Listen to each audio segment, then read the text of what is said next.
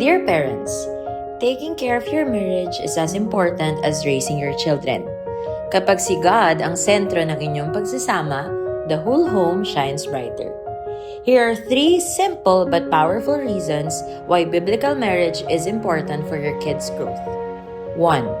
It teaches them how to love and respect others. Kids adapt what they observe. Hindi man nila sinasabi, nakikita nila kung paano ninyo mahalin, patawarin, respetuhin, at alagaan ang isa't isa. 2. It creates a healthy environment for them. Kapag maayos ang relasyon ng mommy at daddy, mas may peace ang bahay. Mas secure ang kids at open silang matuto, magmahal, at magtiwala. 3. It makes them feel more confident and courageous. Kapag nagkakaisa ang parents sa pagmamahal at pagsuporta sa mga anak nila, mas lumalakas ang loob ng mga bata to take on challenges. Hindi sila matatakot na sumubok, magkamali at sumubok muli dahil alam nilang mayroong umaalalay at sumusuporta sa kanila ng mga magulang nila. When you choose to love each other well, you're also teaching your kids how God's love looks like in action.